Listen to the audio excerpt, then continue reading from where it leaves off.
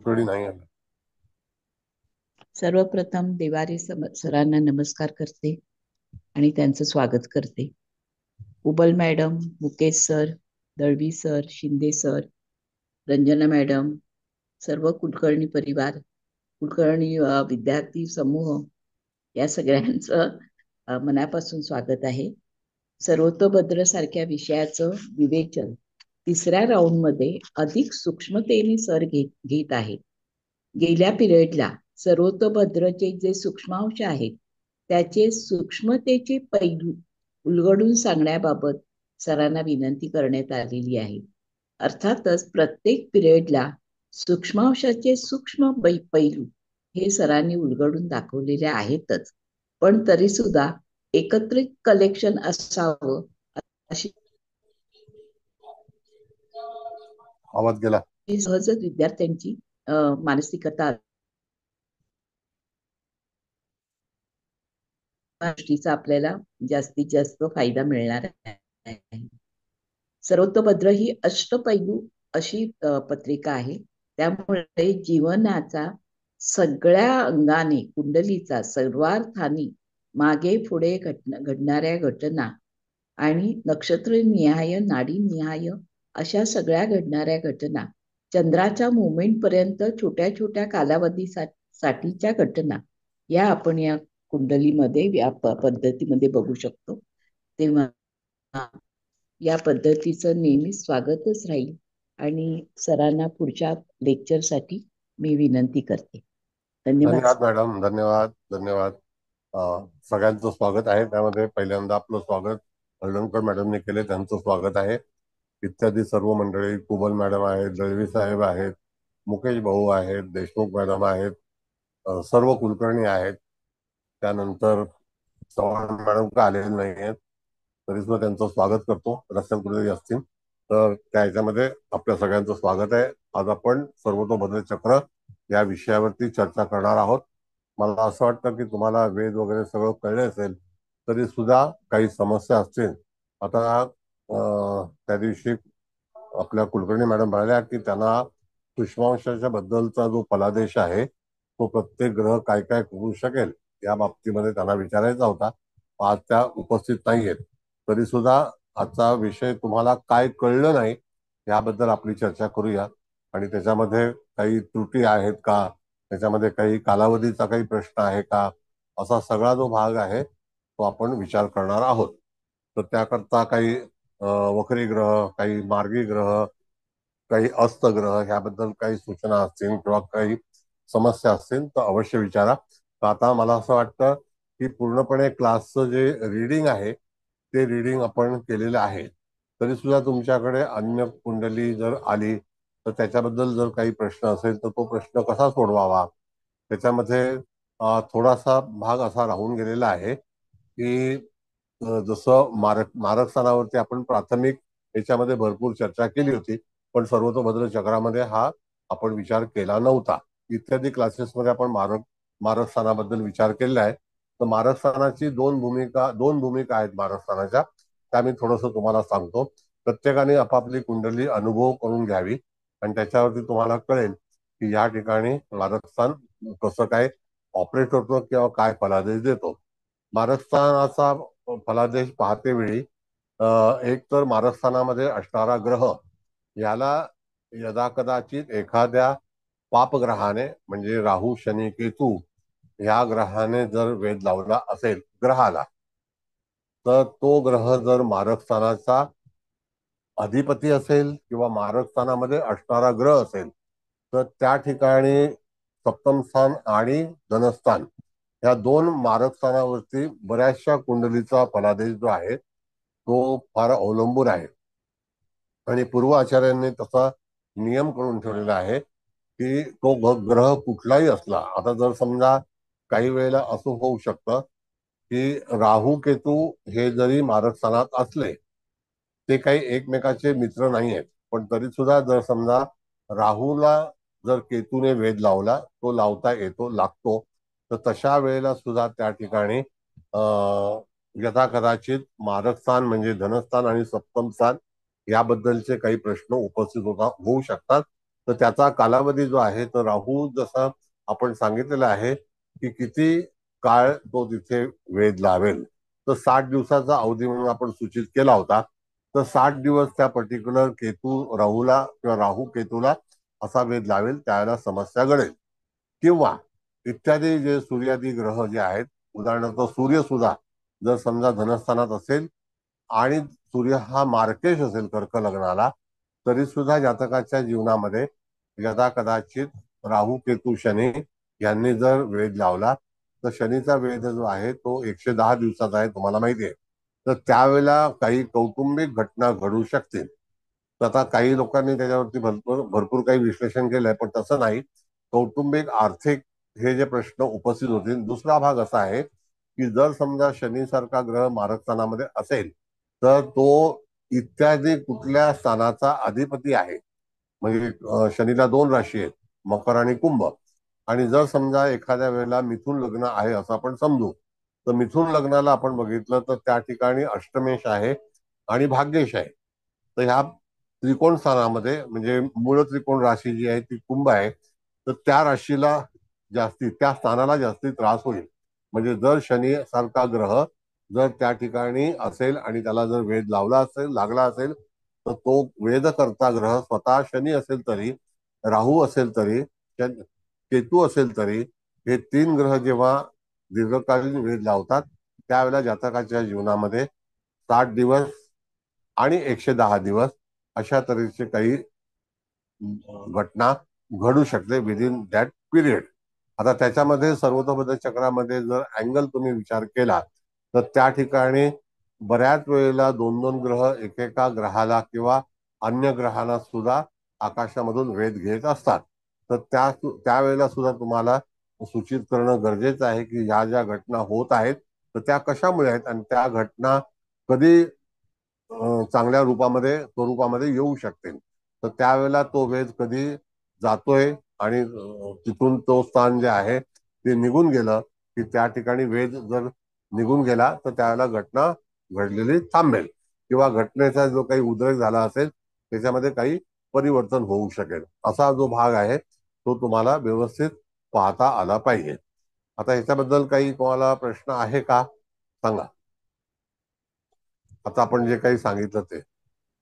Sir, हा, मी बोला. विचार सर, आता आपण असं म्हटलं की मारक स्थानात बसलेले ग्रह हे सुद्धा त्रास देतात आणि हो विशेषतः त्याच्या मूल त्रिकोण राशीला सुद्धा त्रास होऊ शकतो. मग हो, आता कुठल्याही समजा स्थानावर. येस. हा येस. कोणत्याही स्थानात समजा सिंह लग्न आहे आणि सिंह लग्नाचं बुध मारक स्थान झालं, तर मारक येस. स्थानामध्ये रवी आणि बुधासारखा ग्रह बसला. मारक येस. स्थानामध्ये स्वग्रहीचा बुध आणि रवी बसला, तर तो जन्मस्थ तिकडे असल्यामुळे समोरून रवी जात असेल आणि तो जर रवीचा वेध घेत असेल किंवा बुधाचा वेध घेत असेल, तर तो तेवढ्याच तीव्रतेने घेईल का? कारण बुध आणि रवी हे तेवढे मोठे पापग्रह नाही. नाही, सांगतो तुम्हाला.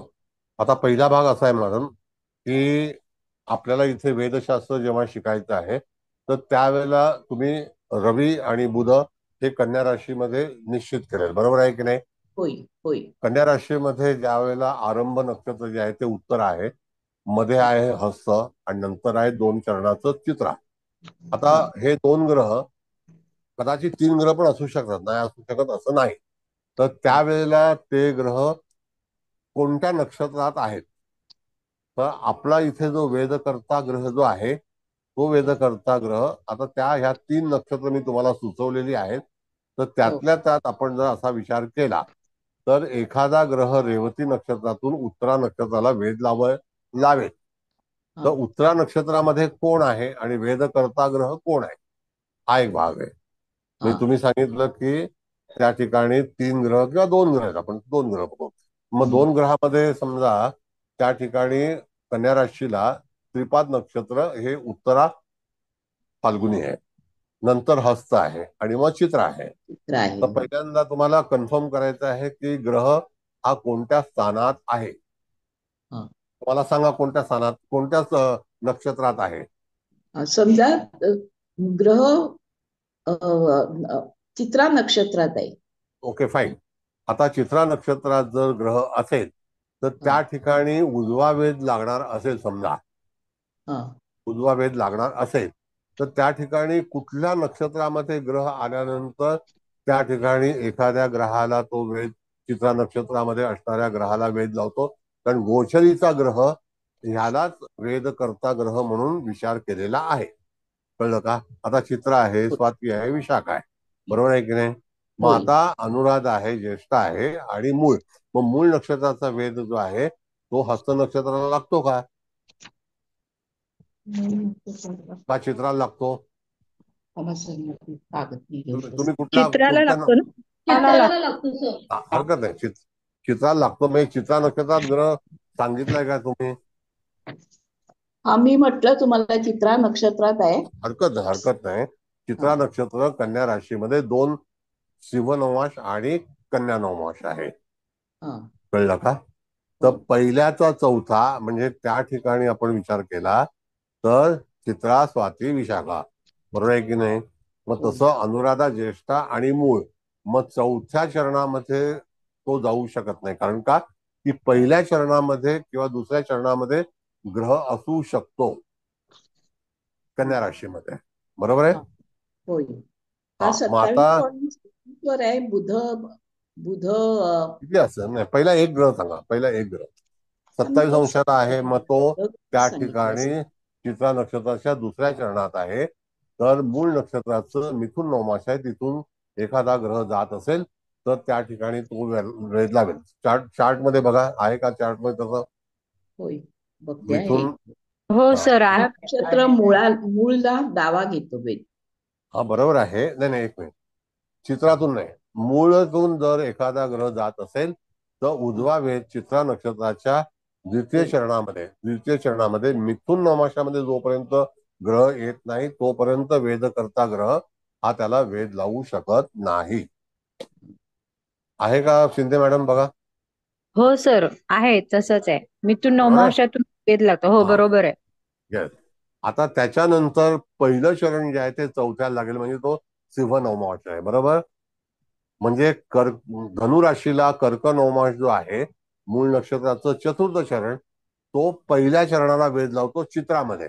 म्हणजे आपण काय बघितलं की चित्रा नक्षत्राच्या पहिल्या आणि दुसऱ्या चरणाचा भाग जो आहे तोच धनस्थानामध्ये आणि मारकस्थानामध्ये येऊ शकतो, बरोबर होय.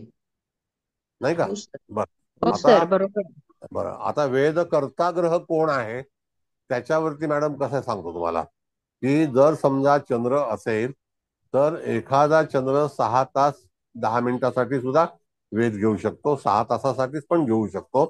तर त्या दरम्यान तो ग्रह चंद्र आहे का सूर्य आहे? सूर्य असेल तर 3 दिवस 8 तास आहे, मंगळ असेल तर 4-5 दिवस आहे, बुध असेल तर 4-5 दिवसासाठी आहे, गुरु असेल तर 40-42 दिवस असा आपण म्हणतो. पण तरी सुद्धा गुरु हा वेधकर्ता ग्रह असेल, जरी मारकस्थानाच्या अधिपतीला वेध घेणार असेल किंवा मारकस्थानी असलेल्या ग्रहाला वेध घेत असेल तरी सुद्धा त्या ठिकाणी मार्केश म्हणूनच त्याचा विचार केला पाहिजे. आणि त्यावेळेला गुरुची गती, आता गतीला फार महत्व काय आहे सांगतो तुम्हाला, की जर समजा नॉर्मल गतीमध्ये असेल तर त्याला उजवा वेध घेण्याचा, आणि वक्री गतीमध्ये असेल तरच उजवा वेध घेण्याचा अधिकार आहे. मग आता मला सांगा, जर समजा गुरु सारखा ग्रह वेध घेणार असेल आणि तो वक्री असेल तर कालांतराने त्याची गती ह्याच्यामध्ये बदलते. त्यावेळेला तो 42 दिवस किंवा 40 दिवस तो राहत नाही, त्यावेळेला त्याचं गती जी आहे ती 22 दिवसावरती येऊ शकते. कारण कधीही जेव्हा रेट्रोग्रेड ग्रह येतो तर थोडस तुम्ही आता तुम्ही म्हणजे सगळ्यांनी पंचांगाचा वक्री ग्रह जेव्हा असेल तर पंचांग डिटेल्स पाहत राहा, ही सवय ठेवा.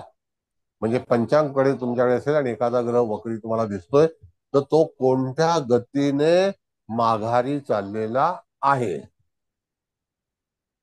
बरोबर आहे? हो सर. कारण त्याची गती जोपर्यंत तपासणार नाही तोपर्यंत उजव्या वेधाचा परिणाम किंवा कालावधी हे तुमच्या लक्षात येणार नाही. आता जर समजा वक्री ग्रह होत असेल तो सूर्यामुळे वक्री होतो एवढं निश्चित. जसा जसा सूर्य राशी बदलणार आहे किंवा नक्षत्र बदलणार आहे तशी तुम्ही गतीमध्ये तुम्हाला तफावत आढळेल.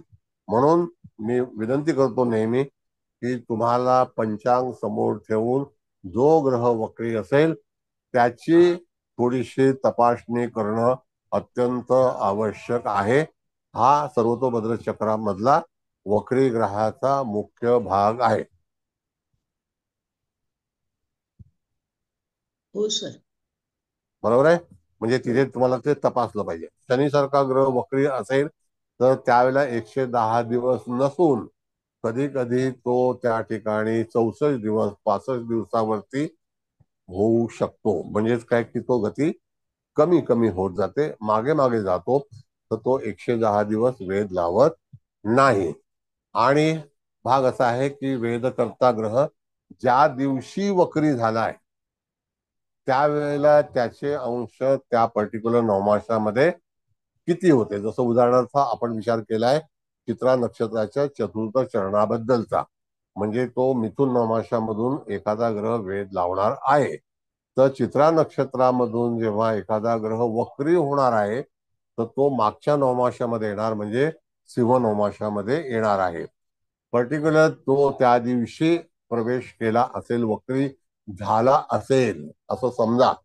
पण परत मी तुम्हाला आणखी एक उदाहरण देतो की वेधकर्ता ग्रह हा जर वक्री असेल तर तो वक्री कोणत्या नक्षत्रात होतो.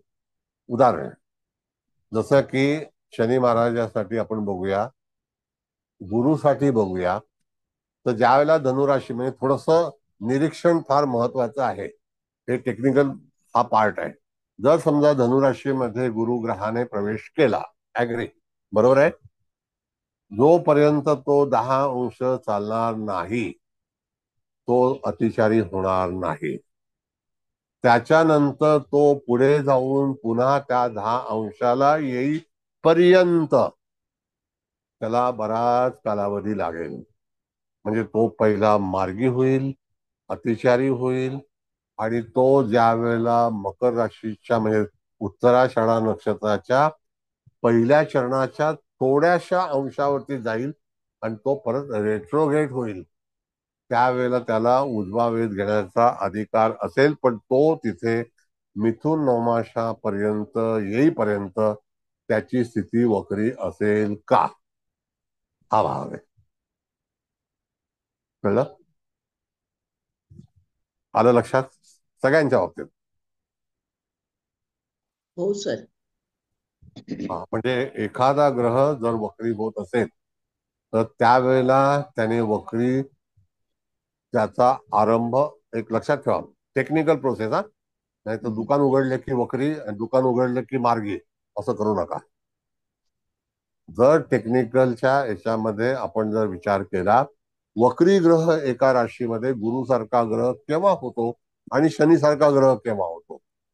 शनी यदा कदाचित राशीमध्ये आरंभ झाल्यानंतर तिसऱ्या नवमासामध्ये पोहोचल्यानंतर परत तो वक्री होतो आणि जिथे आरंभ झाला होता त्या नवमासामध्ये येऊन थोडा काळ थांबतो आणि परत तो मार्गी होतो. म्हणजे धनुराशीच्या बद्दल आपण विचार केला तर मिथुन नवमासापर्यंत आल्यानंतर तो ताबडतोब वक्री होतो. कारण का की तो कक्षेच्या पलीकडचा शेवटचा ग्रह असल्यामुळे.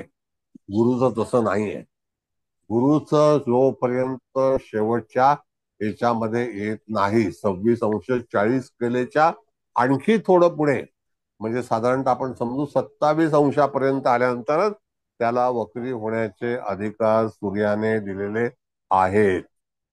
पंचांग कोणाकडे असेल तर निश्चितच तपासून पहा. बघा हा प्रोसेस जो आहे, बेंद्रे साहेब तुम्ही हुशार आहात, तर तुमच्याकडून अभिप्राय काय वाटतो सांगा. नाही, हा म्हणजे एक कायम लक्षात ठेवलं पाहिजे, गुरु 10 अंशापासून जवळजवळ म्हणजे मिथुन नवमाशातनं जवळजवळ धनु नवमाशापर्यंत जाऊन मग वक्री होईल. येस. वेरॅज शनी आहे तो सुरुवातीलाच येस.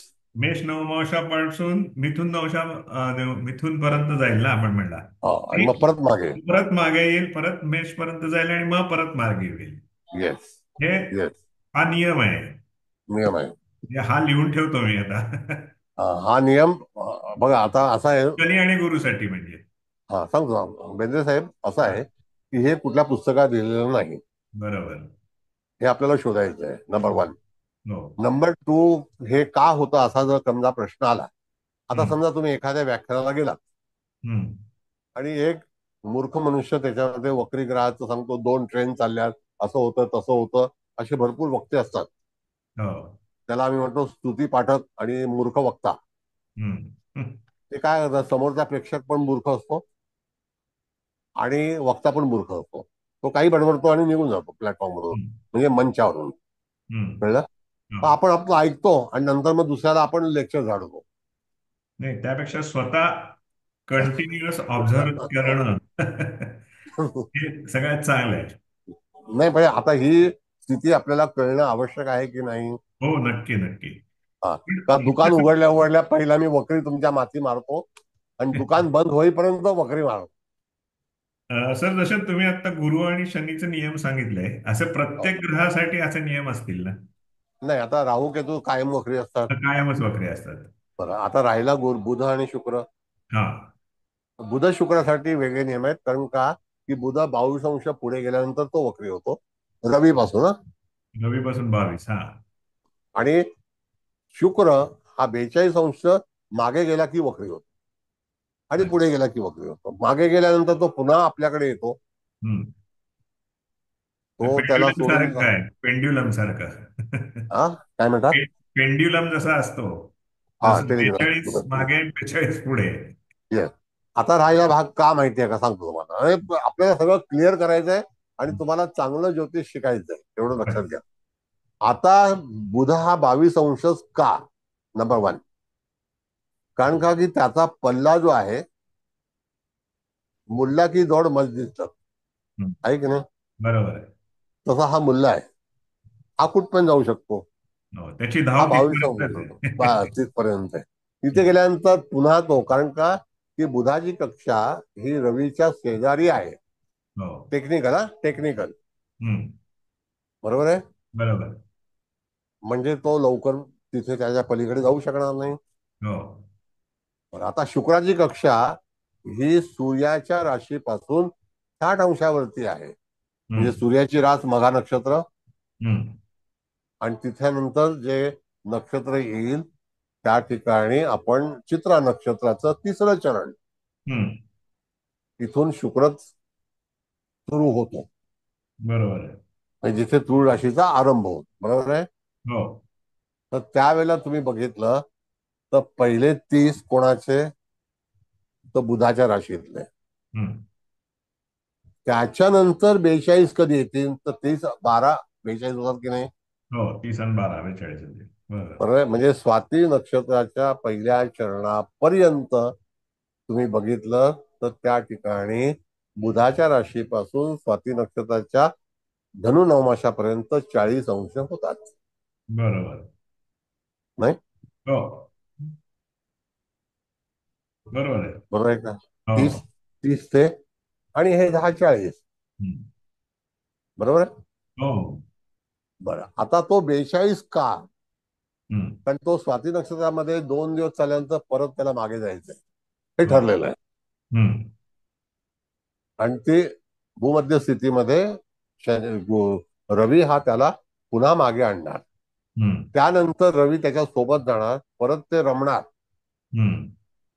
आणि परत शुक्र मागे जाणार. हम्म. तो कुठपर्यंत जाणार? तर आता तुम्हाला टेक्निकल सांगतो हम्म. की रवीची रास, त्याच्या मागे चंद्राची रास, हम्म. त्याच्या मागे बुधाची रास. हम्म. आता आणि चंद्र कुंभकर्क मैथून ना? मग वृषभ रास आहे. हम्म. मग वृषभ रास येते ना. हो. म्हणजे तिथे मिथुन रास 30 अंश, हम्म. शुक्राची रास 10 अंशाला कृत्तिका नक्षत्र. शुक्राच्या राशीमध्ये बघा तुम्ही, ठीक. हो. नाही का? बरोबर. हो हो हो. हा बरं, आता उलट आपण जर गेलो हम्म. तर त्या ठिकाणी मृगशीर्ष नक्षत्र हे 10 अंशाचं त्या पॉकेटमध्ये आहे. हो. म्हणजे मागे गेल्यावर बरोबर आहे, हम्म. हो. त्या पॉकेटमध्ये 10 अंशाचं आहे. अधिक त्या ठिकाणी बुधाची रास म्हणजे मिथून ही हम्म. 30 अंशाची आहे. 30 हो. आणि 10 किती झाले? 40. 40. बरोबर आहे.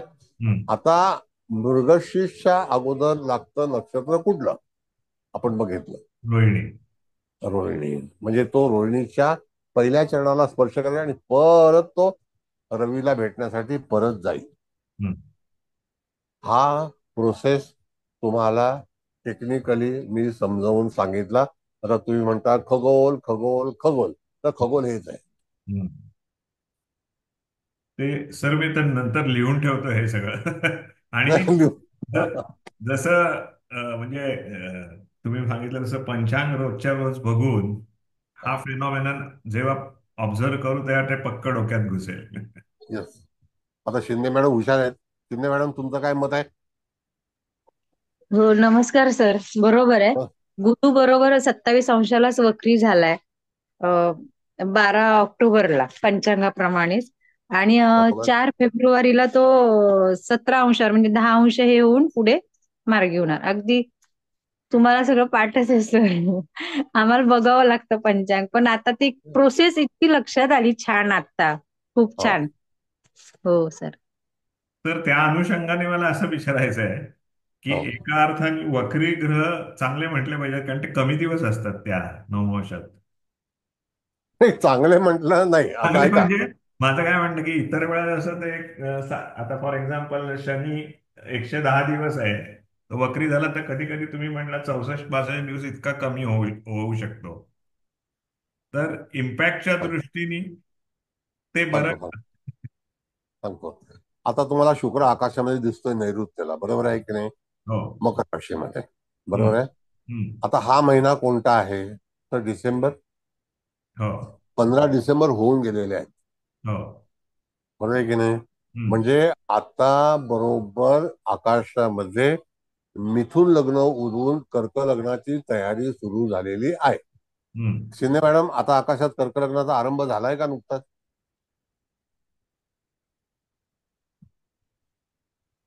का होणार आहे? नाही सर, आहे कर्क लग्नच आहे आता. कर्क लग्न आहे ना? आहे. आहे, हो कर्क आहे सर, ना? लग्न हो. आहे. हो. आहे ना? हो हो म्हणजे हो. 15 तारीख होऊन गेल्यानंतर, हम्म. बरोबर आहे. हम्म. हो मग आता तुम्हाला शुक्र हा मकरेतच दाखवतोय का? हो, मकरेत आहे. हो. हा, मकरेतच आहे. हो. मकरेत आहे. मग तो नैऋत्येला आहे आता हम्म, आणि पश्चिमेला गेलाय, थोडासा पश्चिमेला गेलाय. थोडासा. हम्म. कर्कच्या समोर मकर आली ना, हो. हो. बरोबर आहे. आता तो सूर्य सुद्धा तिथे जवळ असल्यामुळे त्या ठिकाणी तुम्हाला शुक्र हा थोडासा वेगळा दिसेल, लालसर दिसेल, निळसर नाही. हम्म.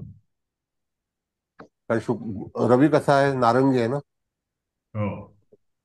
मी काल स्पेशली नरिमन पॉइंटला ट्रायडंट हॉटेलच्या समोर बसून हम्म. शुक्र पाहण्यासाठी म्हणून खास गेलो होतो. अच्छा. कळलं? हो.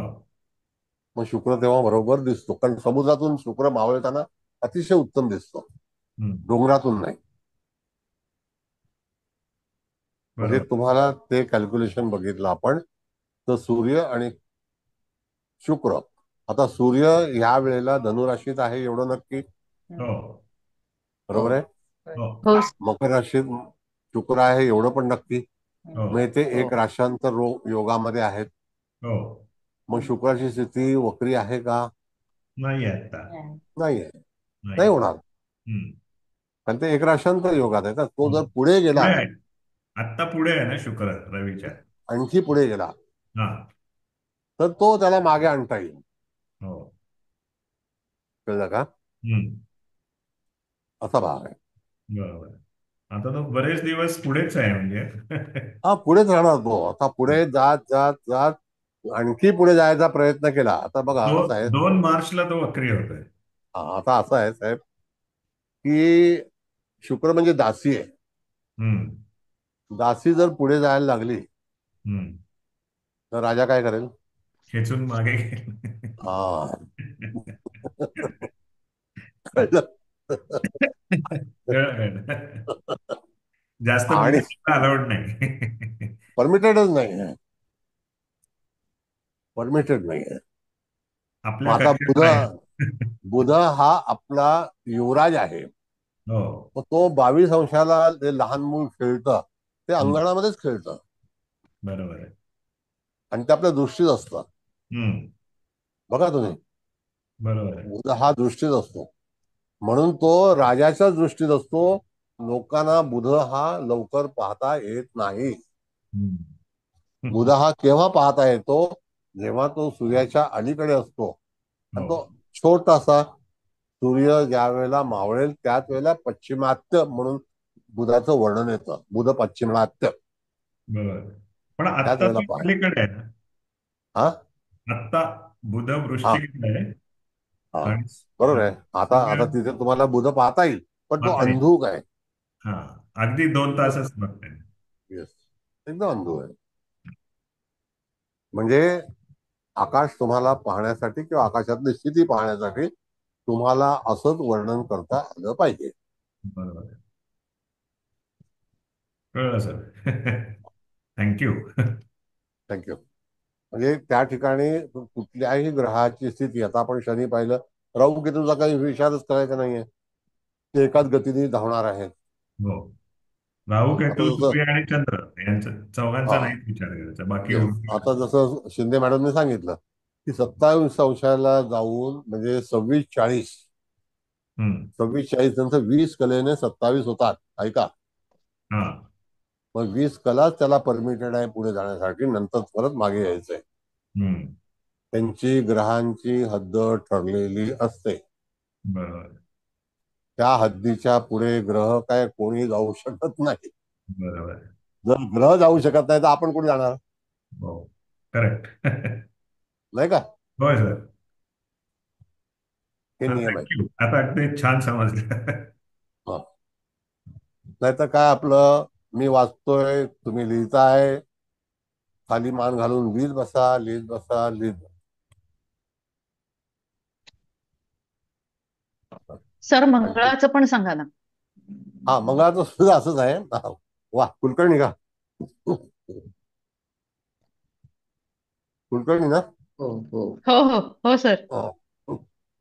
मग असं आहे मंगळाचं मॅडम, की मंगळ हा ग्रह सूर्याच्या पुढे जाण्याचा प्रयत्न केला तर सूर्य त्याला थांबवत नाही.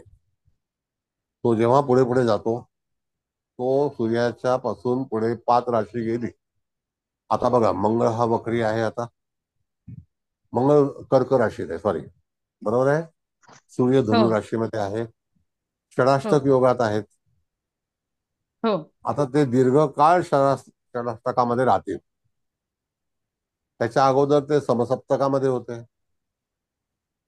पण ते कुठे होते? तर जेव्हा सूर्य वृश्चिकेला होता त्यावेळेला पण हं. षडाष्टकच होता. बरोबर. हो हो बरं, आता तो पुढे कसा जातो हे सांगतो तुम्हाला. सूर्याची कक्षा आणि मंगळाच्या कक्षेमध्ये केंद्रयोग आहे, 5, 6, 7, 8. बरोबर आहे की नाही? बरोबर. हो. हो बरोबर सर. आहे. हा. आता 5, 6, 7, 8 झाल्यानंतर सूर्य मंगळ हा झेप घेतो. तो राजाच्या नियंत्रणामध्ये राहण्याचा प्रयत्न करत नाही.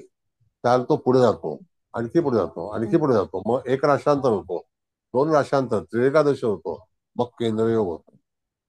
केंद्र हं. झाल्यानंतर त्याचा पल्ला वाढतो आणि तो नवपंचम होतो.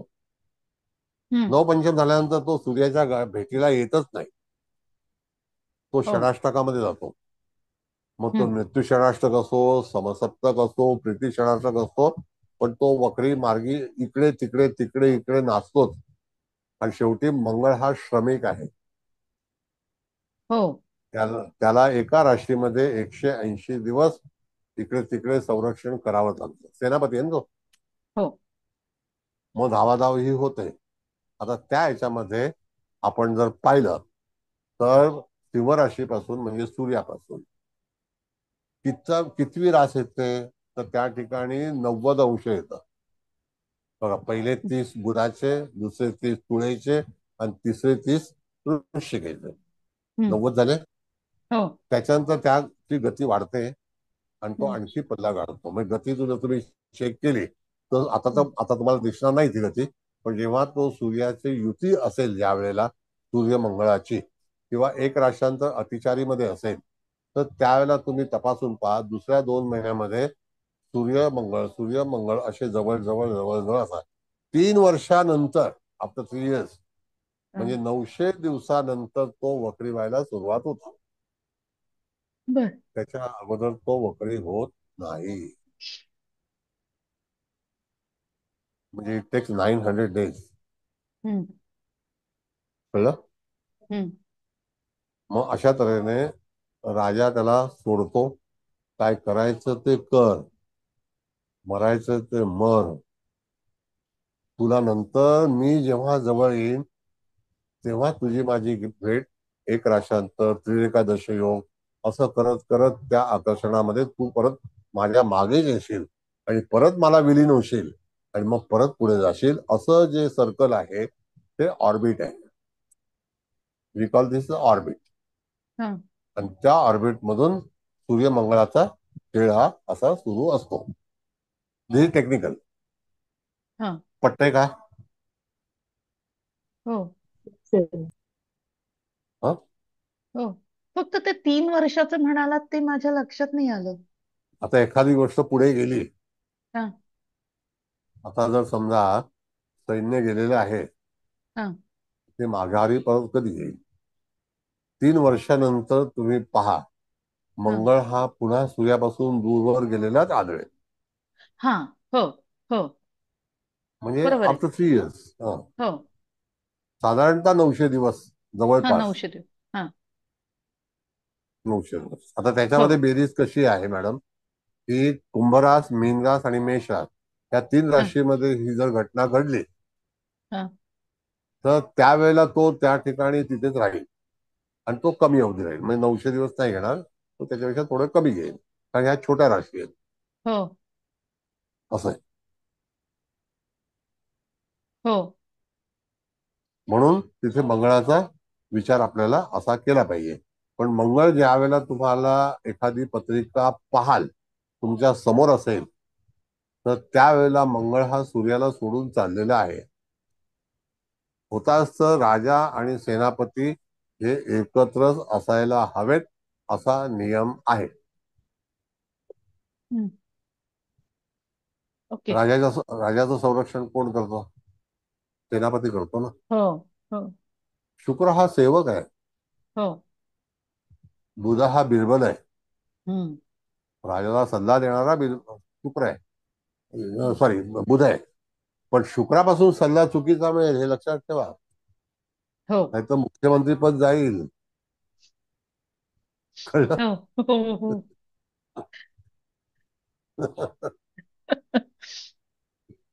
तुम्हाला अंदाज आला असेल. हो. हो. नक्की, लगेच. म्हणजे अशी गडबड होऊन जाते. हा. म्हणून कधी कोणाच्या लग्नी शुक्र रवीची युती असेल तर खड्ड्यात पडणारच आहे. हो. कळलं? हो. शुक्र सर ह्याने सुद्धा नमस्ते सर. आवाज आवाज हा, बोला. हा. काय आलं? तुम्ही जे म्हटला सर ते टेक्निकली आणि प्रॅक्टिकली दोन्ही बाजूला लागू पडतं. रवी शुक्र, रवी बुध, म्हणजे ह्या दोन्ही Yes. गोष्टी खगोल आणि प्रॅक्टिकल लेवलला या दोन्ही ह्याला खूप चांगल्या कळतात. आहे खूप छान समजावून सांगितलं सर, खूप छान कळलं. Thank you sir. राजाने दासी बरोबर राहूच नाही, राजाने बिरबलासोबत राहावं तर चांगला सल्ला मिळतो, किंवा पत्नी सोबत राहावं म्हणजे चंद्रासोबत. बघा त्याच्यामध्ये तुम्हाला गणित आहे. ते चंद्र राणी आहे, बरोबर. चंद्र कलावती आहे, चंद्र सुधा आहे, असं आहे. हे तर म्हणून सगळे सारा. हा, बोला. मिथून हे बऱ्याचदा, सिंह मिथून हे बऱ्याचदा एकत्र पाहायला मिळतात आणि वृषभ आणि म्हणजे हे सिंह असे हे कॉम्बिनेशन बऱ्याचदा मिसमॅच होतात, असं बऱ्याचदा पाहायला मिळतं सर. मग ज्योतिष काय कठीण वाटतं का आता तुम्हाला? नाही सर, तुम्ही शिकवलं तर खूपच सोपं वाटतं सर ते. खूपच छान सर. म्हणून तिथे आपल्याला अशा तऱ्हेनेच विचार केला पाहिजे. बोला. राजा सेनापती बरोबर राहायला पाहिजे. सेनापती कदाचित मागे पाहिजे, तर राजाचं रक्षण करेल, किंवा पुढे पाहिजे असं. सेनापती कुंडलीमध्ये आवश्यक आहे. दासी सुद्धा आवश्यक आहे, ती सेवेकरी आहे. गुरु सेवेकरी नाहीये, गुरु सोबत पाहिजे, नाही का? हो सर. हा, गुरु सोबत पाहिजे. सर, गुरु. हा, बोला. आता जसं म्हणालात की मंगळ हा राजाच्या मागे हवा, म्हणजे त्याला सुरक्षितता लाभते. मग कुंडलीमध्ये, जन्मस्थ कुंडलीमध्ये समजा एखाद्याच्या मंगळ रवीच्या मागे असेल, तर त्याच्या जीवनाला जास्त स्थैर्य असतं असं म्हणता येईल का? It is protector. आपण ऍप मध्ये सुद्धा प्रोटेक्टर वापरतो की नाही? हा.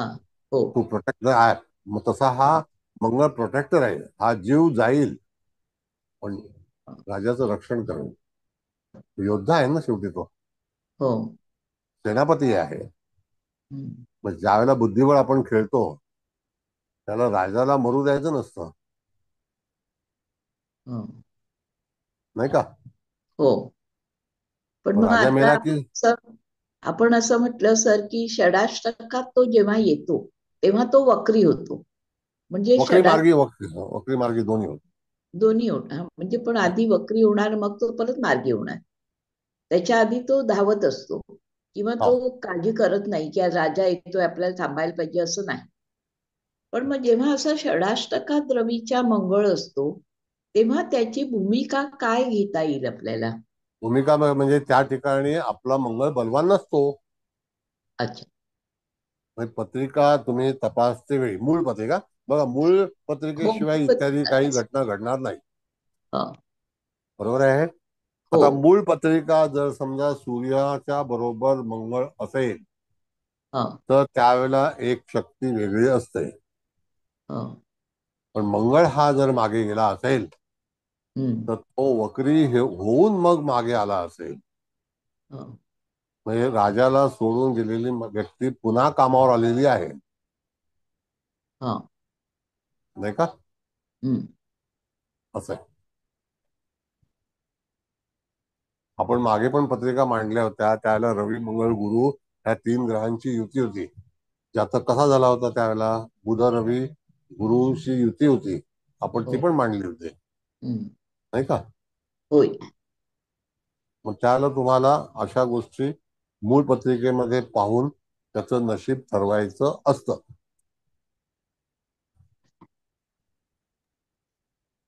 सर, हो मग सर, कळलं.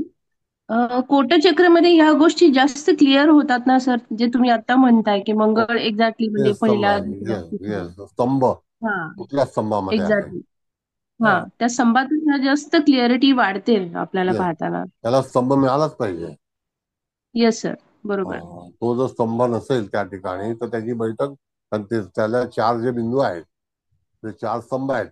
आता विचार करा, स्तंभ म्हणजे आपला पाया आहे, तो उभारणी आहे. हो सर, बरोबर. मग त्या ठिकाणी जर तुम्ही बघितलं तर नक्षत्राच्या अनुसरून राजा, रवी, बुध आणि मंगळ असे 4 स्तंभ होऊ शकतात. कदाचित गुरु होऊ शकतो, त्याला बुध नसेल, हो. असं बघा.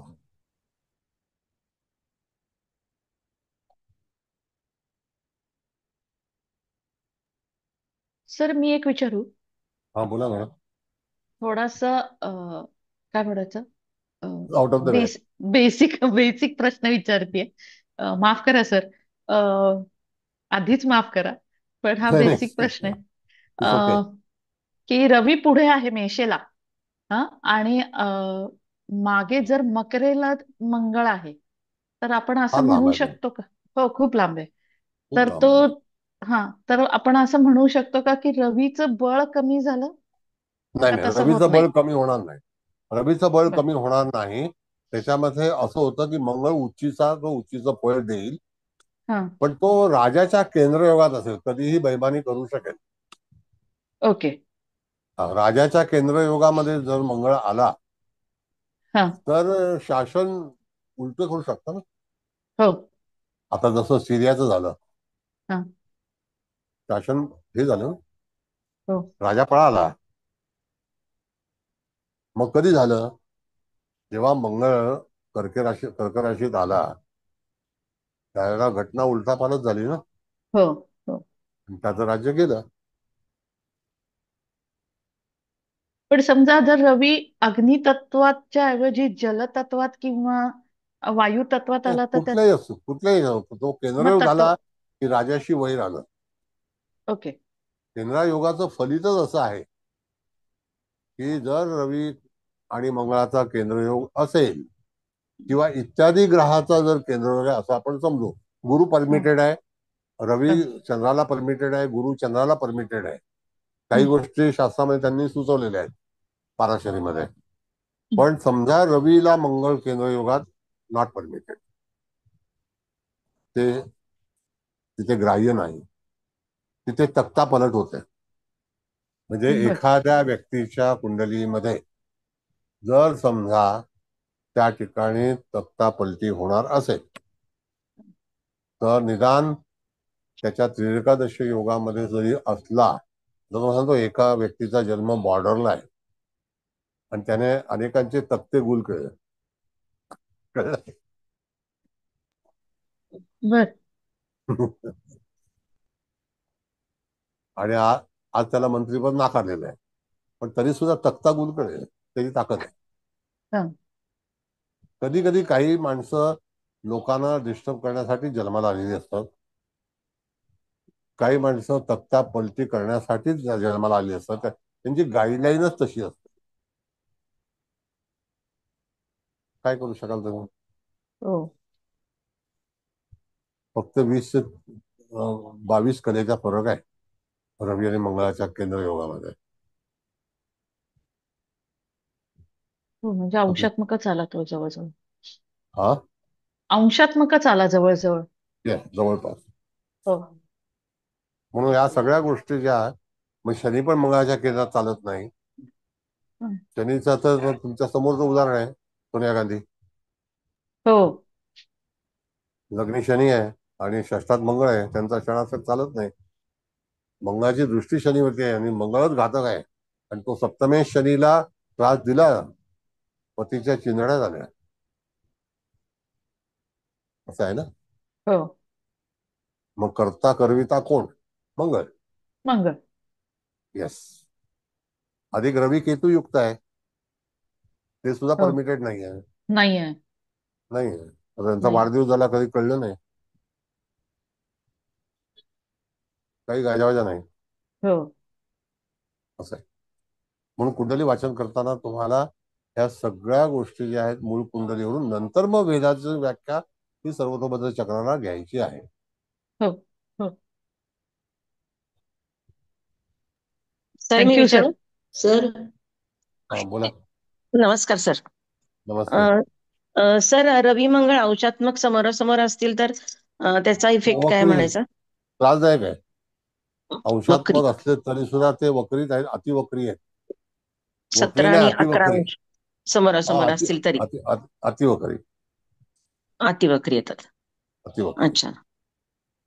म्हणजे ते ओके ओके. संध्याकाळी तुम्हाला मंगळ आणि केंद्र जर याचा सूर्याचं पाहायचं असेल तर संध्याकाळच्या वेळेला मंगळ पहा, तो तुम्हाला जवळ दिसेल. आत्ता जसं आता मंगळ आकाशामध्ये पूर्वेला आहे, थोड्या वेळानंतर तो आग्नेयेला दिसेल आणि तो अतिशय चकाकलेला दिसेल. आता गुरु पण दिसतोय, हम्म. आता गुरु सुद्धा दिसतोय, मंगळ सुद्धा दिसतोय. आता दिसणारे ग्रह जे आहेत मंगळ, शुक्र, गुरु, रवी, चंद्र, असे 4 ग्रह दिसणारे आहेत. हम्म. मग त्याला ते जवळ बर येतात. बरोबर. कळलं का? आता थँक्यू. तुम्हाला थोड्या वेळानंतर मंगळ हा आग्नेयेला दिसेल, गुरु जो आहे तो त्या ठिकाणी दक्षिणेच्या जवळ येईल, हम्म. आणि रवी इथे जाईल, पंचमात जाईल वायव्येला. बरं. मग त्यावेळेला शिवलग्न उदित असेल. बघा 9:30 दरम्यानचं शिवलग्न असेल. हो सर. आहे ना. हो हो.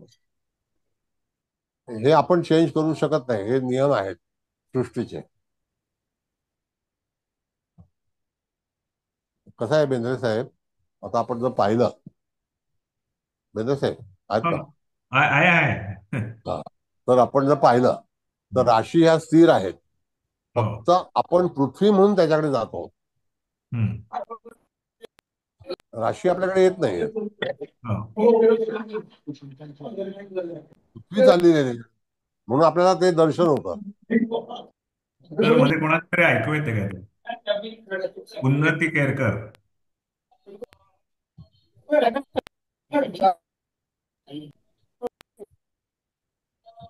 हा.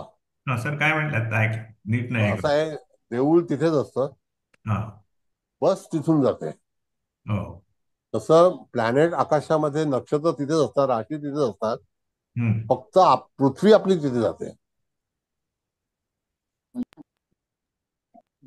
पृथ्वी तिथे गेल्यानंतर राशीचं दर्शन होतं हो आणि त्या हो. राशीचा अंमल जन्माला आलेल्या व्यक्तीवरती होतो. हम्म. बरोबर आहे. असं आहे. एक कोण आहे, एक मिनिट. त्या केरकर मॅडम आहेत सर, उन्नती केरकर. त्यांना काय ते जमत नाही वाटतं, सारखं करतात. अनम्यूट करा मॅडम, सगळ्यांना म्यूट करून टाका. ते काढता नाही येणार.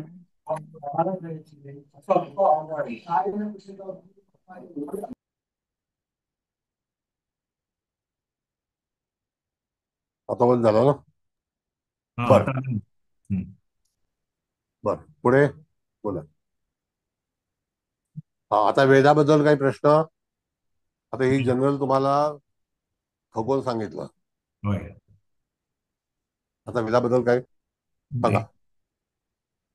आता तुम्ही ते सूक्ष्मांश सांगणार आहे ना, काय याच्यानंतरचं?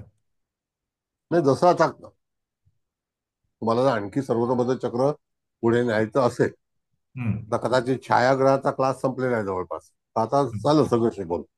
बर. आता मी नवीन चालू करेल, फाउंडेशन कोर्स हम्म. किंवा एज्युकेशन, करिअर. फाउंडेशन कोर्स मध्ये काय म्हणजे शिकवणार? फाउंडेशन मध्ये आता काय आहे की बऱ्याच लोकांना प्राथमिकच माहिती नाही काय, अच्छा. म्हणजे बेसिक. चालेल ना, तुमच्याकडनं काही गोष्ट शिकायलाच मिळते. तसं नाही. नाही नाही, कारण ते सगळं नीट सांगितलेलं नसतं ते. तुमच्याकडे step by step, step by step बरोबर कळतं ते. म्हणजे आता छायाग्रह संपल्यावर फाउंडेशन चालू होईल का? हा, किंवा आपलं हे जे आहे ना करिअर, किंवा ज्याला आपण म्हणतो की हे कसं मिळालं, प्रगती कशी झाली, आपण त्या दिवशी कुंडली मांडली होती ना. हो हो. हा, तसं. शिक्षणाचं होतं सर ते.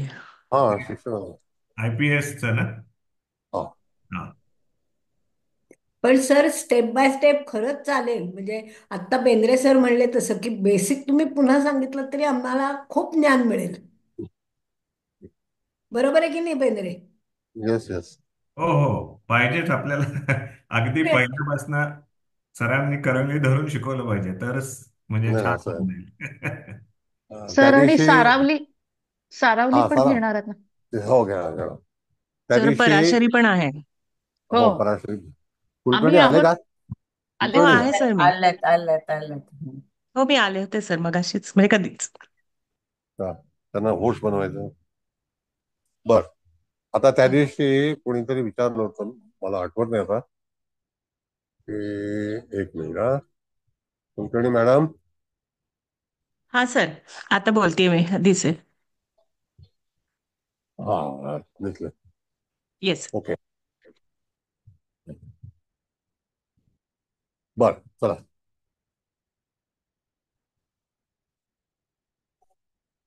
मग मगाशी आला तुम्ही? हो सर, जस्ट क्लास सुरू झाला आणि मी आले, नेमकी एंटर झाले, असं झालं. Okay fine. म्हणजे सगळं ऐकलंय तुम्ही आता. Yes yes yes sir. हो सर, सुरुवातीपासून आहे. ठीक. बरं. आणखी हा मग परवा असं झालं की आपण जेव्हा ती कुंडली मांडली होती ना, की IIT ला जाऊन नंतर मग ते कसे आले वगैरे वगैरे, तर मी थोडंसं सांगतो. आम्ही MPSC चे क्लास घेतो, शिकवायचो पहिला मी. तर माझी हाऊस म्हणजे नदी आणि मी माउंटन शिकवतो. तर बेनरे साहेब काय माहितीये का, हा, ऐकतोय की सर. IAS किंवा MPSCचा जो अभ्यासक्रम आहे, हम्म, UPSCचा, हम्म. तो एवढा हार्ड नाहीये. IIT MPSC, हा, IIT चे जास्त MPS हार्ड आहे. IIT जास्ती हार्ड आहे. ओके. कारण त्याच्यामध्ये सगळं गणित आहे.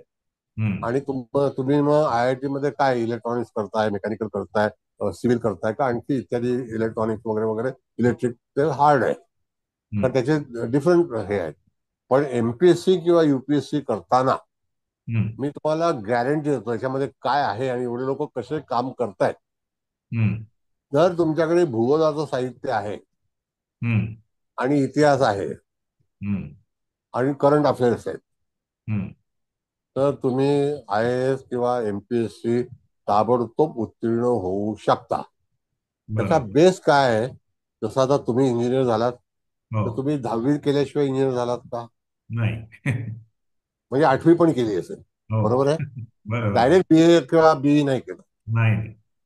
मग तुम्ही जे 8वी 9वी 10वी ह्याच्यातला जो भूगोल आहे किंवा 5वी 6वी 7वी नंतरचा इतिहास आहे, हम्म, हा जर तेच पुस्तक काढून तुम्ही वाचलं, हम्म. तर तुम्हाला MPSC सोपं जाईल. एकदम फंडामेंटल्स क्लिअर पाहिजेत. येस. बरोबर.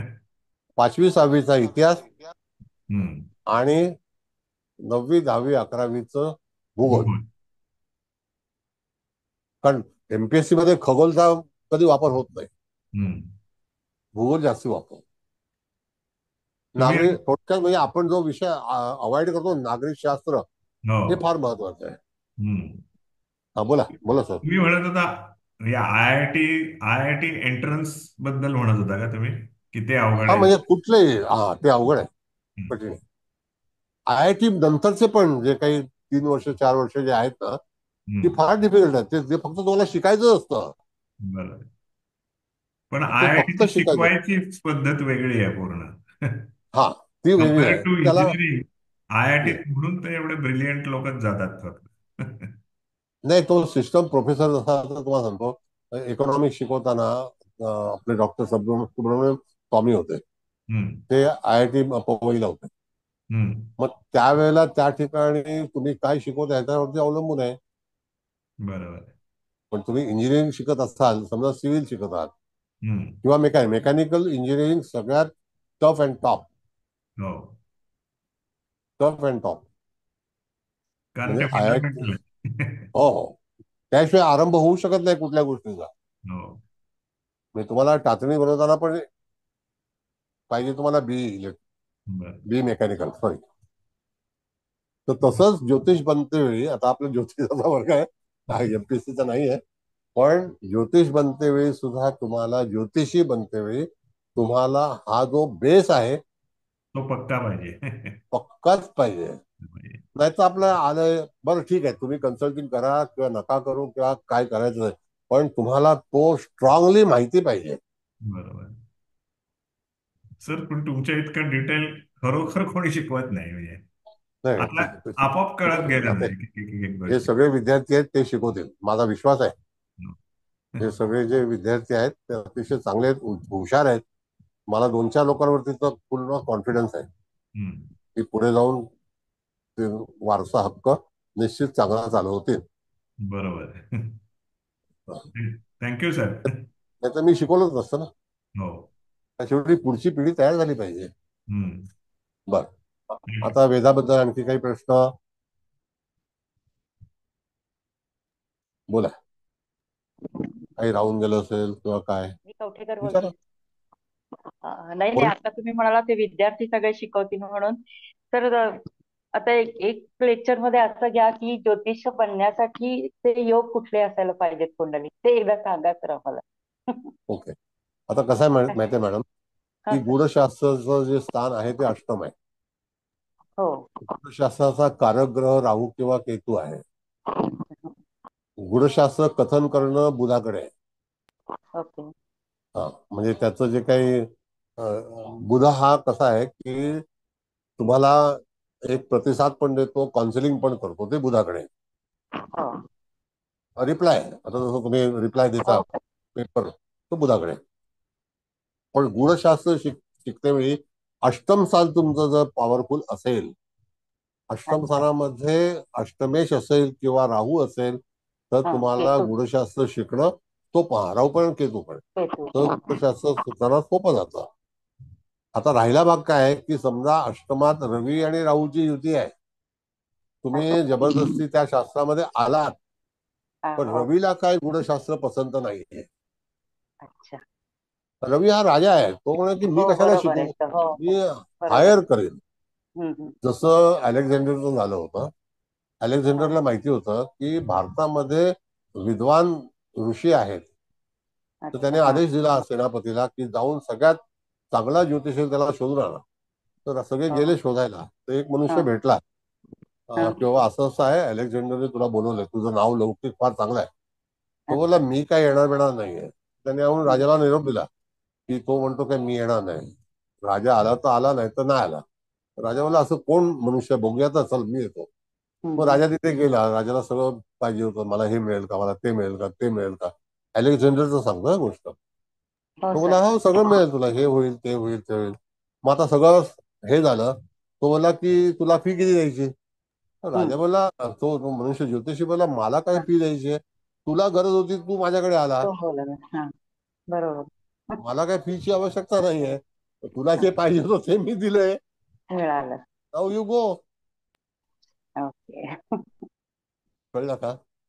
हो मग सर. तशी अवस्था राजाची होते. आहे.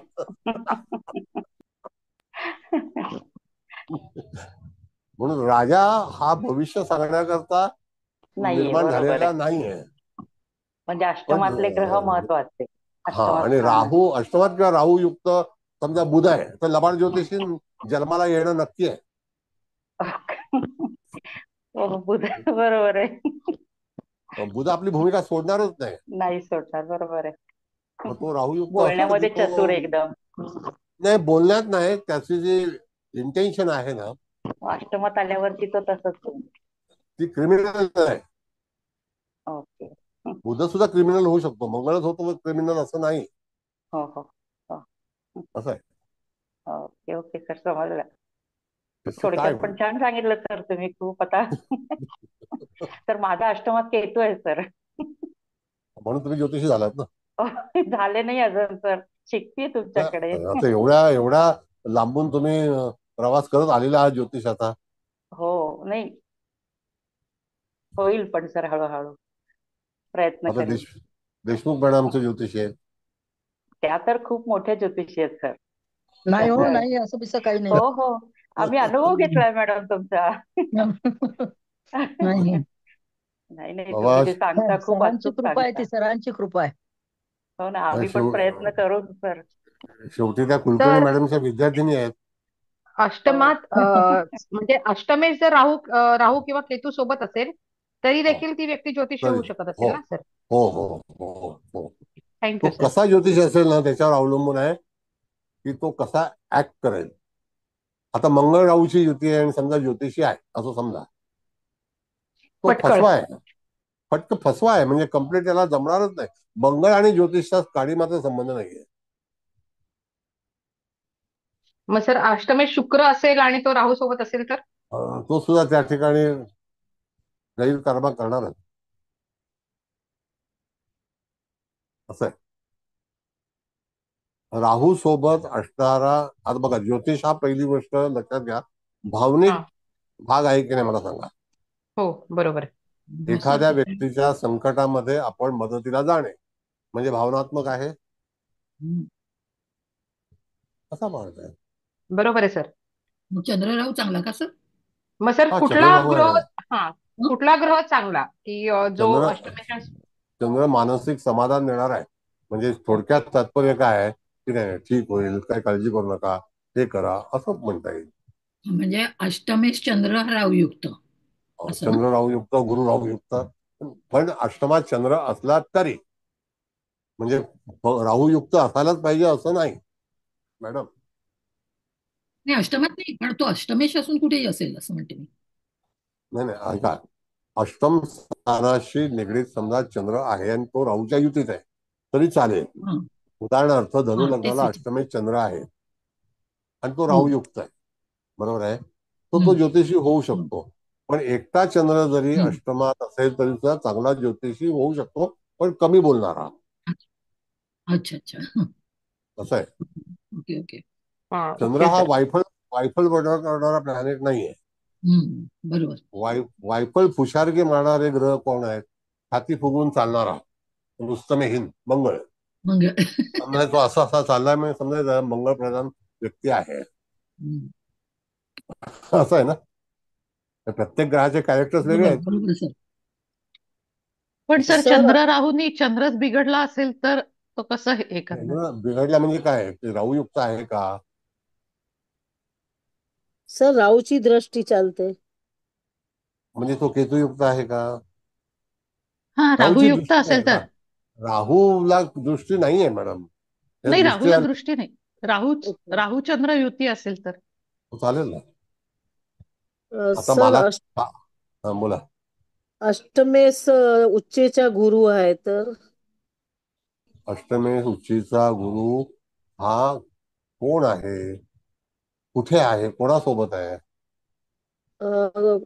कोणासोबत नाही, एकटाच आहे, तृतीयेस. ऐका 2 मिनिटं. आता धनु लग्नाला अष्टमात गुरु उच्चीचा होतो. पुढे वृषभ लग्न मध्ये तिसरा पराक्रमेचा गुरु, तो ते पराक्रमात उच्चचा. गुरुचा आणि अष्टम सराचा संबंध काय येतो? अष्टमेश धनुरास झाला येते ना तर. म्हणून, धनुरास येते म्हणून. हा सर हा. मग धनुरास येते तर धनु राशीचा अधिपती गुरु हा उच्चीचा आहे, तर त्याचं हा श्रेय कोणाला आहे? तर भावंडांना आहे. हा खरोखर असं 100%. आहे. Okay sir. कळलं का?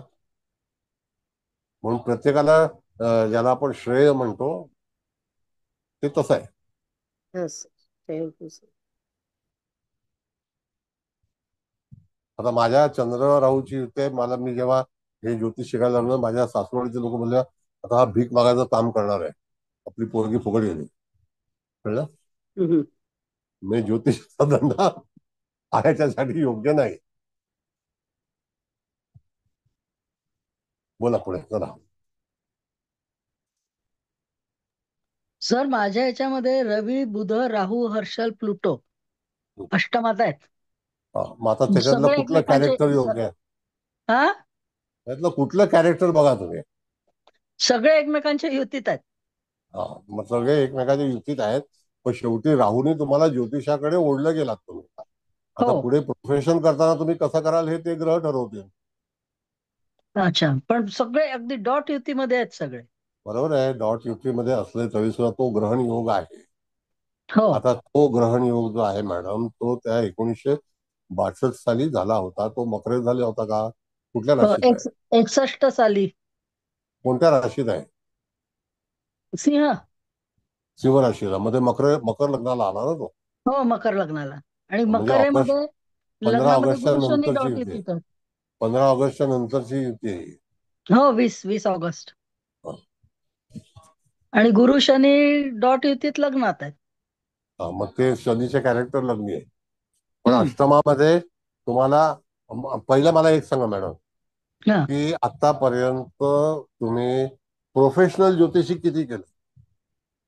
एक 6-7 केसेस केल्या, अगदी नाही टिपिकल प्रोफेशनल. नाही ते नाही, पैसे घेऊन. प्रोफेशनल म्हणजे पैसे घेऊन. एकही घेतला नसेल, एकही पैसा घेतला नसेल. नाही. ते सेवाभावी आहे. तुम्ही कसं ओळखलं? शेवटी आम्ही ज्योतिषी आहोत ना मॅडम. काय म्हणजे आता इथे इतके रवी आहे म्हणून का सर? हा, ऍक्च्युली काय लग्नी शनी आहे, त्याच्यामुळे त्या ठिकाणी तिथे गुरु आहे, त्यांना सगळं सेवा तयार सेवा करून गुण का? ठेवलेलं आहे. तर ज्योतिषामधून काय करायचं घेऊन? सेवा गुण. येस, तसंच होतं माझं. सगळं आलेलं आहे आणि कंटेन आहे सगळं. मग कशाला ज्योतिषचे पैसे घ्यायचे? 100 रुपये 50 रुपये. उलट ते देतील म्हणजे 50 100 घेऊन जा. नाही खरंच आहे सर, हा तर आम्हाला अनुभव आहे. आम्ही त्यांना फ्रीमध्ये विचारतो, त्या फ्रीमध्ये सगळं आम्हाला इतकं छान सगळं सांगतात ना, खरंच सांगतात. तेच सांगतो ना. कधीच हो. नाही सर, कसं आहे, त्याच्यावर माझं ब्रेड बटर अवलंबून नाहीये. मग मला आणि तेच आपल्याला म्हणायचं ज्ञान द्यायचं, मॅडम. मग ते पैसे कशाला, त्या ज्ञान द्यायचे आपल्याला तर पैसे कशाला घ्या त्याचे, ते मनाला माझं नाही म्हणणं पटत. माझं म्हणणं तेच आहे. लग्नी गुरु बसलाय, शनी बसलाय, तो पेन्शनचे पैसे आणणार आहे, भाग्य दर महिन्याला क्रेडिट होणार आहे. आणखी काय पाहिजे? नाही खरंच आहे सर, हे मी तुमच्याकडनं शिकली की कशाला ज्ञान द्यायचं तर मग त्याचे पैसे नाही घेऊ. असं काही नाही, तुम्ही घेऊ शकता. नाही सर, नाही पटत मनाला, ते नाही पटत. तुम्हाला नाही पटत, पण मी असं सांगत नाही की पैसे कमवू नका, नाही नाही, रॉंग हे तुम्ही करू नाही नका. सांगत, पण ते असं मनाला पटतच नाही की आपल्या ज्ञानाने कोणाचं भलं होत आहे बा, चांगलं आहे, दॅट ते इज युअर आपलं हॉबी, समाधान आहे. तो तुमचा आनंद आहे. नाही खरंच आहे सर, त्याचं मोल पैशात नाही होत. कोणी दुःखातनं बाहेर जेव्हा येतो ना, खरंच ते म्हणजे आपण त्याचं सर वर्णन नाही करू शकत शब्दात. सर सर मनाने हे बोलतात ना, मी नाही घेणार, तर देव त्यांना कुठून जास्त करून देतो दुसऱ्या ठिकाणी पैसा. ऑलरेडी रस्ता मन मोठं झालेला आहे आहे तर देव जागा मॅडम. करून देतो ऐका त्यांना. ऐका, रस्ता बनलेल्या याच्यावरती त्या जन्माला आलेल्या आहेत. रस्ता येस बनवायची सर. पण आवश्यकता नाही. खरं आहे सर, नवऱ्याची पेन्शन आहे, काही गरज नाही आहे कुठल्या गोष्टीची. काय करायचंय पैसा घेऊन, कोणाचं आयुष्य भलं झालं पाहिजे बाबा, चांगलं झालं पाहिजे, बस एवढीच इच्छा आहे. चला, पैसे अवश्य घ्या, माया मार्ग लागू नका. काय नाही, तुमच्याकडनं हा आदर्श तर घेतलाच सर, की नाही पैसे नाहीच घ्यायचे, अगदी अगदी अगदी म्हणजे खूपच हे असेल तरच घ्यायचे, मी अदरवाईज काय घेत गरज नाही नाही, पैसे. तेवढा वेळ पण काय येणार नाही. काय आवश्यकता नाही आहे. एवढी वेळ येणारच नाही. नाही सर, ज्योतिषावरती उपजीविका तुमची होणारच नाही. नाही नाही, असं आहे. होणारच नाही. म्हणजे एक आता स्वानुभव सांगते थोडक्यात. अमित शहाच्या याच्यातले ते सचिव आहेत, ते त्यांच्या मुलाची पत्रिका आली होती माझ्याकडे. मला एवढं दडपण आलं होतं की बा, अमित शहाचे हे सचिव आहेत आणि आपण कसं काय सांगायचं प्रेडिक्शन. पण मी सांगितलं तरी सुद्धा, तेव्हा मी तुमच्याकडे नव्हती आलेली. तर त्यांनी मला विचारलं तुमची फीस किती. म्हटलं नाही, तुमचा मुलगा परदेशात गेला ना, तुम्हाला जे हवं ते मिळालं ना, ती माझी फीस आहे, बरोबर मला आहे. बाकी काही नको. काय करायचंय सर, पैसा माझ्यासाठी महत्वाचा नाहीये, कधीच नव्हता, आधी नव्हता ना आताही नाहीये. तुमचं म्हणजे समाधान हाच माझा मोबदला. बस, गरिबी पाहिली, श्रीमंती पाहिली, सगळं पाहिलं, पैशाचा लोभ नाही आपल्याला. नाही, आता काय भारतीय जनता पार्टी खिशात घेऊन फिरताय तुम्ही, म्हणजे काय प्रश्नच नाही. अरे बापरे, मुख्यमंत्री तर आमचे आहेत ना. बरं, ठीक आहे, मुख्यमंत्री तर चला. आमचे आहेत. ओके, आणखी थँक्यू काय? सर. चला, तर आता प्लॅनेटरी मंगळ पोझिशन राहू समज. हा, मंगळ राहू लग्नात असेल आणि अष्टमेश शनीची दृष्टी असेल त्याच्यावर, आणि हो, भाग्यातल्या गुरुची पण दृष्टी असेल, तर काय विचार करायचा? बघा मॅडम, मंगळ राहू लग्नी आहेत, तर ते कोणत्या लग्नाला आहेत? कर्क लग्न. कर्क लग्नाला राहू मंगळाची युती इट इज नॉट परमिटेड. आणि अष्टम स्थानामध्ये येणारी रास कुंभ आहे, तर शनीचा शोध घ्या. मकर. कर्क लग्नाला अष्टम स्थानामध्ये कुंभ रास येईल मॅडम. मकर रास आहे आणि अष्टमेश शनी पण येतो ना कुंभेचा, कुठे तो आहे पण तो? सप्तमात आहे. मग अष्टमेश सप्तमात चंद्रयुक्त आणि केतुयुक्त. केतुयुक्त, चंद्र कन्येत. चंद्र, केतू, मंगळ, राहू समसप्तक योगात आहेत. चंद्र नाही आहे सर, शनी, केतू, मंगळ, राहू सप्तक योगात. मंगळ राहू शनी केतूची युती आहे ना. मंगळ अष्टमेश राहूची सप्तमा, युती, शनी केतूची युती. हो, सप्तमात आहे ना ती हा, युती. सप्तमात. अष्टमेश सप्तमात आला आणि हो. केतुयुक्त झाला, म्हणून तुम्ही ज्योतिष क्षेत्राशी संबंधित झाला. अच्छा, आणि गुरुची 5वी दृष्टी लग्नावर. आता ते लग्नावरती राहू असून काय उपयोग नाही, कारण तो गुरु जो आहे तो त्या ठिकाणी मीन राशीतला आहे आणि तो लग्नात पाहतोय, तर तो राहूचं बळ, राहूला बळ मिळत नाही, गुरुला बळ मिळत नाही. राहूच्या मुखात पाहतो ना, त्याचं बळ जे आहे ते पंचम स्थानावरती आहे आणि संपूर्ण अपेक्षा जी आहे ही संततीवरती, पंचम स्थानावरती आणि स्वतःच्या भाग्यावरती ह्या कुंडलीमध्ये आहे. कळलं? अच्छा. लग्न स्थानावरती नाही. ज्योतिषात काहीच येणार नाही, ज्योतिषामध्ये मिळेल ना, मी कुठे नाही सांगितलं.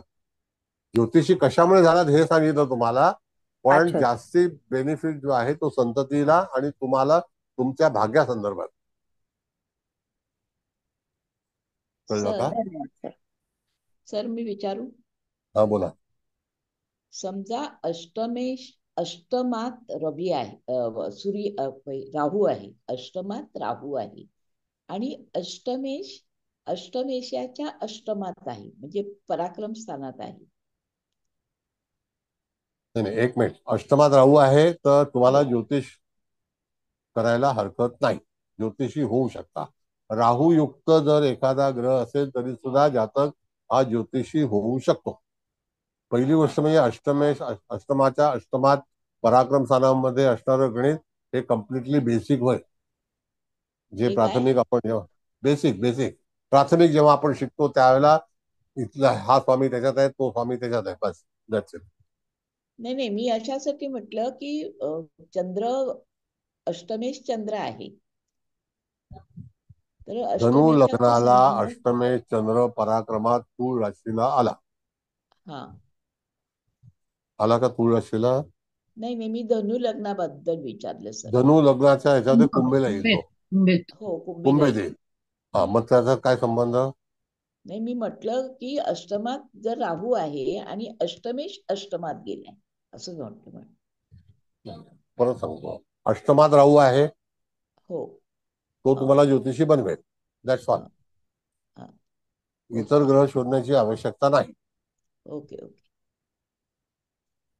एकटा राहू अष्टमात असला तरी सुद्धा गूढशास्त्रा संदर्भात जातकाच्या जीवनामध्ये शिकण्याची इच्छा होते.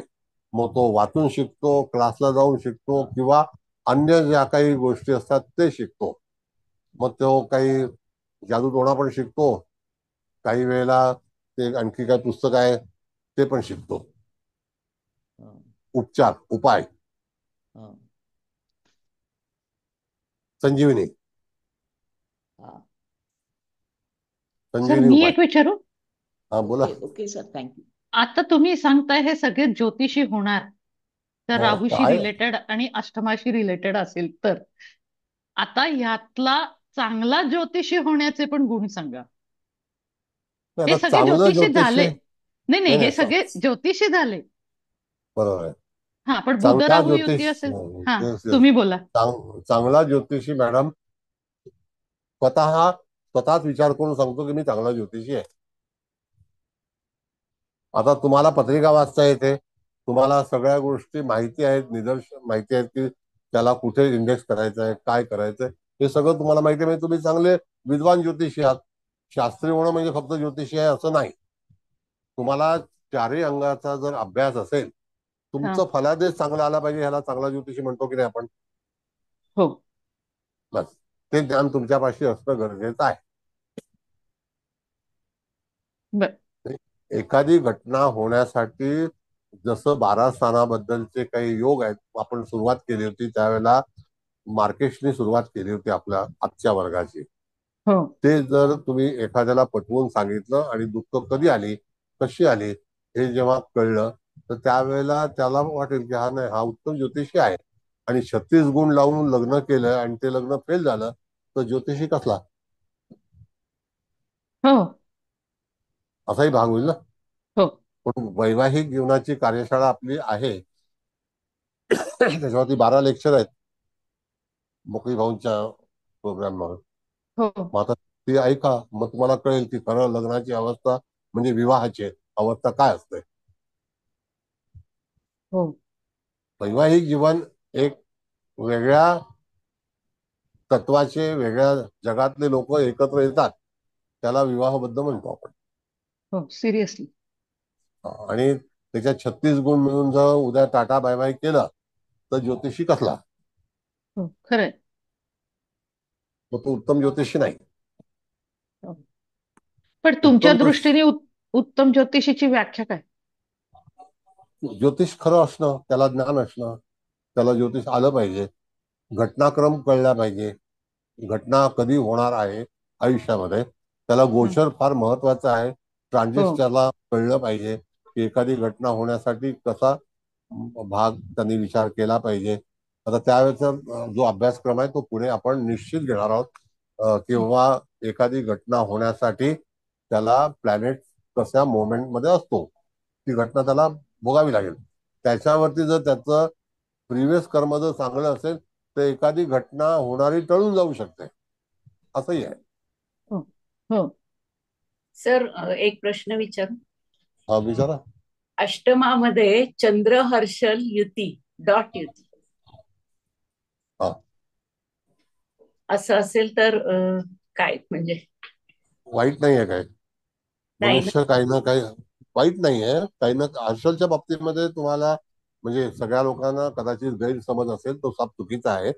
हर्षल चंद्राच्या युतीमध्ये जर एक स्थान असेल तर तो मनुष्य मूडी असतो, त्याच्या स्वभावामध्ये बदल असतो, तो त्याचा शोध घेत असतो.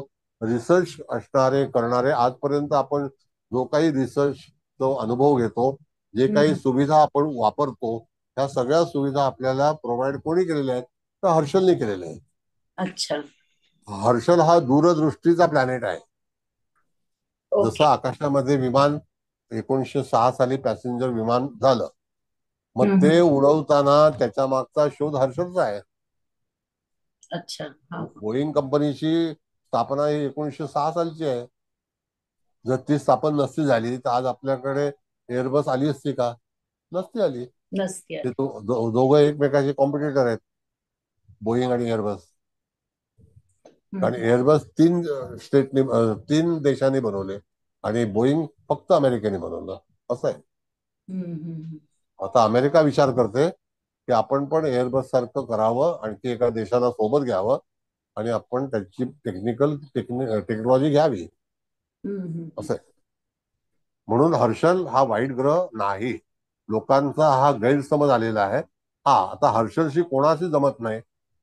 आता एक सायंटिस्ट आहे, मंगळ म्हणजे वॉचमॅन आहे, तर वॉचमॅनचा आणि त्याचा काही संबंध नाही. म्हणून हर्षल मंगळाची युती ही त्याला तिथे पोषक नाहीये. अच्छा. अतिविद्वान माणसं हे आपल्या नादात असतात, आपल्या ह्याच्यामध्ये असतात, तर ते कशाला वॉचमॅनशी बोलणार, ड्रायव्हरशी? आता अनेक ड्रायव्हर जे मालक असतात ते मागे बसून आपला आनंद घेत असतात, विचार करत असतात, शोध करत असतात. ते ड्रायव्हरशी गप्पा मारत नाही. ड्रायव्हरशी गप्पा कोण मारतो? ड्रायव्हरच्या लायकीचा असेल तोच. बरोबर. Okay, thank you sir. नाहीतर उगाच ड्रायव्हरशी गप्पा मारत असायचं काय काम आहे? तर शनी हर्षल बद्दल काय काय म्हणतात? शनी हर्षल सुद्धा हो दोघंही एकमेकाचे साथीदार आहेत.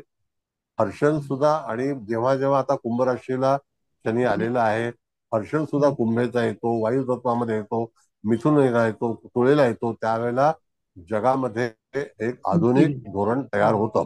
बरोबर. म्हणजे ते पहिला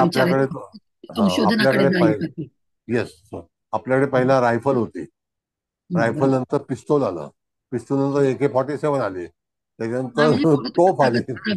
प्रगतीकडे नेईल तो. पण असा हर्षल नाश करणारा पण आहे. हर्षल असा नाश करणारा पण आहे, जसा आता युक्रेन मध्ये झाला, नाश झाला ना. तो बिघडण्याचा नाश करेल. नाही, बिघडल्या नाही. आता जागतिक स्तरावरती समजा आता तुम्हाला प्रोटेक्शनसाठी तुम्ही एखादी रायफल सांभाळली किंवा AK-47 सापडली, तर तिला कशी वापरावी हे तुमच्यावरती आहे ना. तुमच्याकडे AK-47 आहे आणि AK-43 येऊन तुम्हाला कोणी मारलं तर 47 करणार काय? काय उपयोगाची नाही ना. म्हणून विचारू सर मी विचारा. राहू हर्षल जर एखाद्याच्या दशमात असतील तर काय होत असेल? थोडासा त्या ठिकाणी उद्योगामध्ये परिवर्तन येईल. कदाचित त्याचा उद्योग असा असेल की लोकांच्या पेक्षा एक वेगळ्या तऱ्हेचा उद्योग तो मनुष्य करू शकेल. अच्छा. एरोनॉटिकल सायन्स जे आहे ते हा. हर्षल एरोनॉटिकल. बरोबर. थँक्यू. बरं ठीक आहे. आता मुकेश भाऊ तुम्हाला क्लास आहे ना? सर मी एक विचारू का? आहे बोला सर. हा. नाही, विचारण्यापेक्षा एक विनंती होती सर मला. बोला. सर मी म्हणजे जर यात काही चुकलं तर मला क्षमा करा. पण मी सगळ्या नववंशाबद्दल एकंदरीत एक असं जरा क्लासिफिकेशन असं केलं. तर त्यात माझं ऑब्झर्वेशन असं आलं की टोटल मेष नववंशमध्ये मॅक्सिमम तस्करांश, मंगलांश आणि सेनांश हे मिळतात आपल्याला. वृषभ बरोबर. नववंशाचं total म्हणजे सगळ्यात ह्याचा विचार केला तर सगळेच्या सगळे भोग्यांश मध्ये मिळतात. मिथुन येस. नववंशाचा विचार केला तर जसं मागे म्हटलं होतं मी पंडितांश, विचक्षणांश म्हणजे बुद्धीच्या रिलेटेड हे जास्तीत जास्त मिथुन नववंशमध्ये मिळाले. कर्क नववंशाचा विचार केला तर सगळे आपल्याला धनांश धनांश आहेत. धनांश मध्ये मिळतात. आणि सिंह नववंशाचा विचार केला तर राजाच्या रिलेटेड म्हणजे नृप, राज्यांश, भोग अर्थांश, भोग उपवंश हे सगळे सिंह मध्ये मिळतात. कन्या नववंशाचा विचार केला तर त्याच्यामध्ये थोडीशी कंबाईन आहे की जसं नपुसकांश आहे, चंडांशपणे पण सौम्यांश पण आहेत काही. आणि तूळ बद्दल विचार केला तर त्याच्यामध्ये मॅक्सिमम आपल्याला अभयांश अभय. आणि एखादं शुरांश पण भेटला म्हणजे हे पॉझिटिव्ह भेटले. पण शिरांश त्याचबरोबर एकच आहे. हा एकच आहे एकच सर. शिरांश. येस सर, एकच आहे. आणि वृश्चिक नववंशाच्या बाबतीत विचार केला तर डेंजर. त्याच्यामध्ये मॅक्सिमम निगेटिव्ह म्हणजे नरिद्रांश, नीचांश, क्रूरांश आणि उग्रांश मिळाले. त्याचबरोबर बरोबर. धनुसारखा तर त्या धनुबद्दल पण विचार केला तर तिथे सुद्धा पॉझिटिव्ह म्हणजे उत्पन्नांश, जास्तीत जास्त उत्पन्नांश आणि धनांश भेटले. येस. मकरेच्या बाबतीत विचार करत असताना पण मॅक्सिमम निगेटिव्ह पापांश ह्याच्यामध्ये तस्करांश, एखादाच धनांश आहे असं मिळाले. एखादा म्हणजे स्वाती नक्षत्राचं दुसरं चरण. Yes sir, exactly sir. आणि येस. कुंभबद्दल विचार केला तर त्याच्यामध्ये उग्रांश, क्रोधांश सगळे आणि पाप भयांश एकदम म्हणजे पुन्हा निगेटिव्ह मिळाले.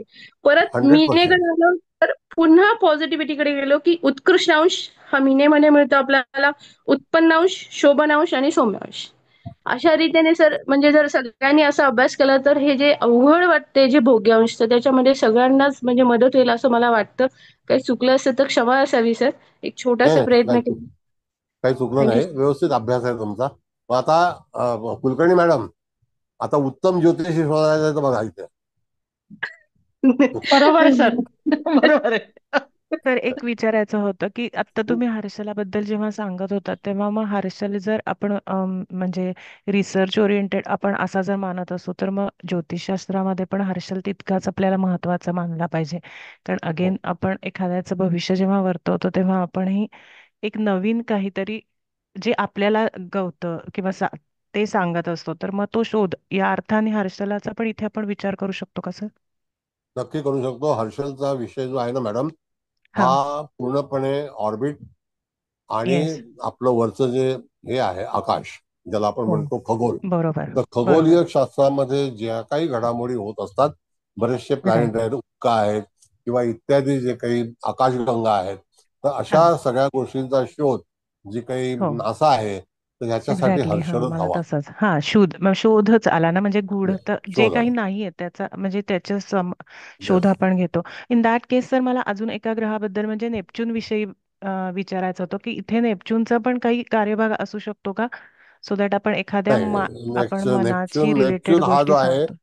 हा. हा नेपच्यूनच्या बाबतीमध्ये मॅडम असं आहे की जे हम्म. काही आपल्या अध्यात्मामध्ये झालेले विचार आहेत, हा हा शोध हा. आहेत ओके आणि ओके. हा. अध्यात्माची वागणूक आहे. दुसरी गोष्ट की एखादी हो. उपासना आहे. येस. हा हा. गुरुपेक्षाही सुपेरियर जे काही शोध आहेत, जसं की हिमालयामध्ये बरोबर अनेक वर्ष राहणं, शोध घेणं, अभ्यास करणं, बरोबर. त्यामध्ये अध्यात्मामध्ये खरोखर एवढा मोठा संग्रह आहे तो त्या हो. ठिकाणी राखून ठेवणं. आणि नेपच्यून जो आहे तो समुद्रासारखा विशाल आहे हो. आणि हो. महासागर आहे. आणि आलं सर हर्षलचं काम लक्षात. आहे हा. आकाशाशी आणि बरोबर. नेपच्यूनचं काम आहे नेपच्यूनचा समुद्र. अध्यात्माशी रिलेटेड हा म्हणजे आपण तो ते ग्राउंड या आहे. प्रकारे इथे यूज करू शकतो. हा. Okay. I got it sir. कारण पाणी थँक्यू. नसतं तर काय, हा हा. हो हो सर. हा एक प्रश्न आहे ना. येस. जसं मी तुम्हाला खरंय सर. सांगतो मॅडम, आता तुम्ही इथे राहता लंडनला, तर तुम्ही लंडनला राहता तर तुम्ही अटलांटिक मध्ये राहता.